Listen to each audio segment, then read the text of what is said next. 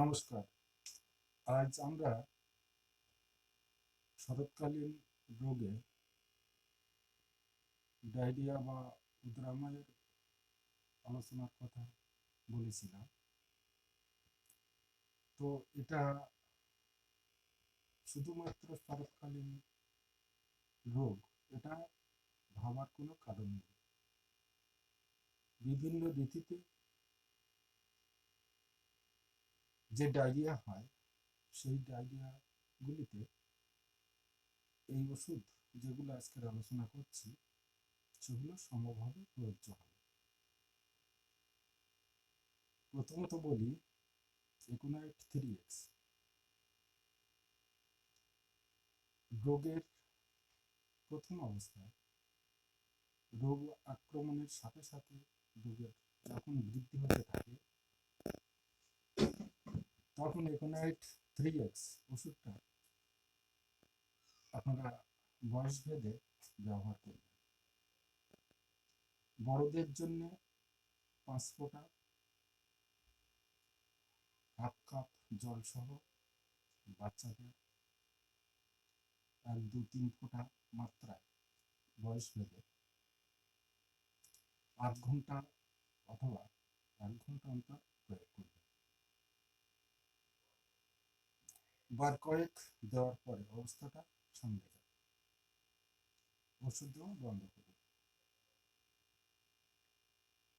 এবারে বলি ডায়রিয়ার খুব কমন কিছু ওষুধ আছে যেগুলো একটু লক্ষণ অনুসারে দিতে পারলে ম্যাজিক আরোগ্য লাভ করা সম্ভব। প্রথমে বলি ইপিকাক। শাকসবজি ফলমূল খেয়ে যে ডায়রিয়া হয় এবং যে ডায়রিয়াতে বমির প্রাধান্য থাকে, সবুজ বর্ণের মল অথবা মল উজ্জ্বল রক্ত বিশিষ্ট হতে পারে, পেটে যন্ত্রণা থাকে, বমি প্রধান লক্ষণ, সেক্ষেত্রে ইপিকাক 0 শক্তি, 6 বা 30 বা 200 শক্তি ব্যবহার করতে পারে।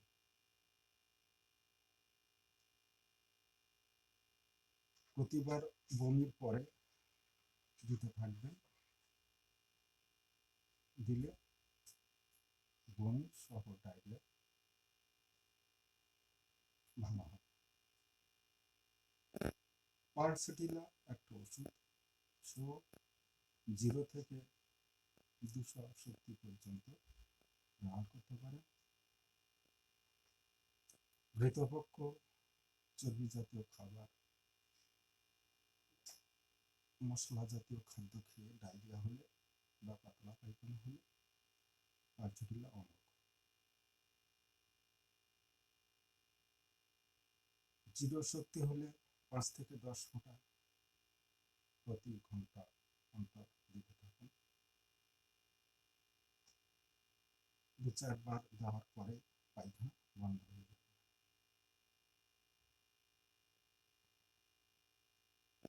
পডোফাইলাম মাদার বা 0 শক্তি থেকে 37-200, যে কোনো শক্তি উপযোগী হয়।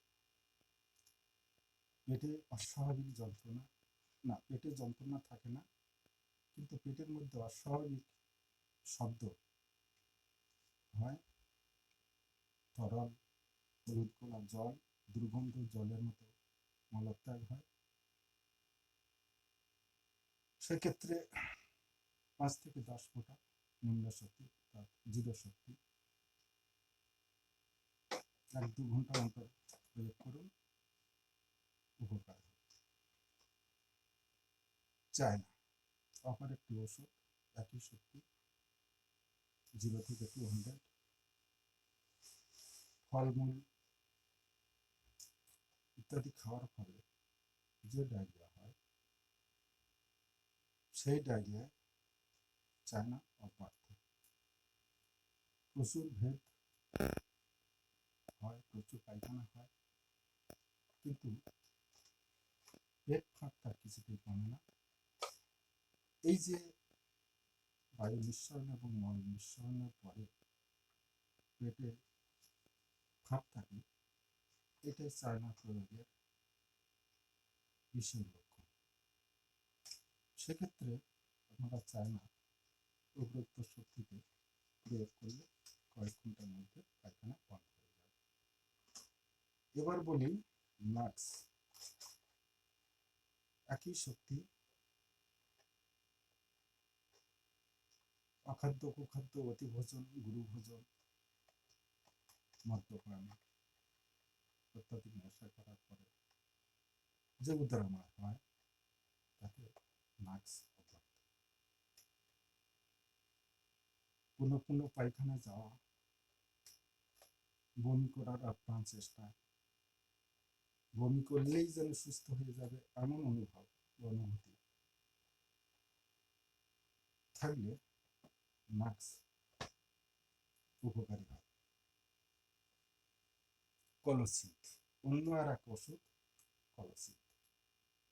নাভি প্রদেশে আকঞ্চনকর যন্ত্রণা, প্রবল যন্ত্রণা, সামনে ঝুঁকলে যন্ত্রণা উপশম হয়, কিছু খাওয়ার পরেই বমি হয়ে যায়।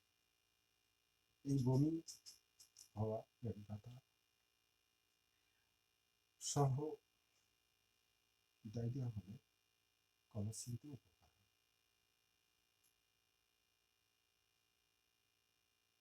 এই সমস্ত লক্ষণ সংগ্রহ করতে যদি আপনারা ব্যর্থ হন, তো হোমিওপ্যাথি নীতিবিরুদ্ধ হলেও আমি একটা ফর্মুলা আপনাদের দিচ্ছি। নিশ্চিন্তে ডায়রিয়ার প্রথম অবস্থায় এটা ব্যবহার করলে অব্যর্থ ফল ভালো। অর্থাৎ বলছি, ইটি কাক, পালসেটিলা, অডোফাইলাম, চায়না, কলসি এবং নাক্স, এই কটা ওষুধ প্রতিটি 5 থেকে 10 ফোঁটা মাত্রায় বড়দের জন্য একত্রে মিশিয়ে 1 কাপ জল সহ 1 ঘন্টা অন্তর খেতে থাকুন। যদি এই 1 ঘন্টার মধ্যে বমি বা পায়খানা কিছুই হয়, তাহলে প্রতিবার বমি বা পায়খানার পরে খেতে থাকুন। এতে ডায়রিয়া ভালো হয়ে যাবে। এর পরের যে বিষয়টা, কলেরা, অর্থাৎ দ্রবণ হতে হতে কলেরায় পৌঁছে যায়, তখন কিন্তু এই ফর্মুলা আর কাজ করবে না। 3টি ওষুধের কথা বলছি, মনোযোগ দিয়ে শুনুন, লিখে রাখুন। ভেট্রাম অ্যালবাম, কুপ্রামেট, আর্সেনিক। চাল ধোয়া জলের মতো বর্ণহীন মল, পেটে নিদারুণ ব্যথা, ছুরিকাটা যন্ত্রণা, কপালে বিন্দু বিন্দু ঘাম, প্রবল পিপাসা, জলপানের সাথে সাথে বমি, অল্প বিস্তর খিল ধরা ভাব থাকতে পারে। সেক্ষেত্রে ভেট্রাম অ্যালবাম যেন ধন্বন্তরী। যদি 15 মিনিট অন্তর 200 ভেট্রাম অ্যালবাম খেতে পারেন, হয়তো একবার কি দুবারই রোগী ঘুমিয়ে পড়বে এবং ডায়রিয়া সম্পূর্ণভাবে ভালো হয়ে যাবে। তৃতীয় মাত্রা প্রয়োজন হবে না। যদি খিল ধরা ভাব অধিক থাকে এবং ভেট্রামের মতো প্রবল পায়খানা, পেট ব্যথা, প্রবল পিপাসা এগুলো থাকে, তাহলে ভেট্রাম 200 এবং কুপ্রামেট 200 একসাথে 15 মিনিট অন্তর 2-3 বার ব্যবহার করুন। এরপরেও যদি উদ্রাময় বন্ধ হয়, পাতলা পায়খানা বন্ধ হওয়ার পরে রোগীর প্রচণ্ড অস্থিরতা, মৃত্যু হয়, প্রচুর জল পিপাসা, কিন্তু জল সামান্য মাত্রা তার পিপাসা নিবারণ হয়, এরকম ভয়াবহ অবস্থায় আর্সেনিক 200 1-2 ফোঁটা রোগীর জিহ্বায় দিন। হয়তো এক দাগেই রোগী ঘুমিয়ে পড়তে পারে কয়েক ঘন্টার জন্য, আর দ্বিতীয়বার ওষুধের প্রয়োজন হবে না। তো তো সাথে কিছু স্বাভাবিক স্বাস্থ্যবিধি পালন করুন। সাধারণ ডায়রিয়া উদ্রাময় হলে ওআরএস বা হাতে গড়া স্যালাইন যেটা খাই আমরা দিয়ে থাকি, সবাই প্রায় জানি। প্রচুর পরিমাণে পান করুন, বিশ্রাম নিন।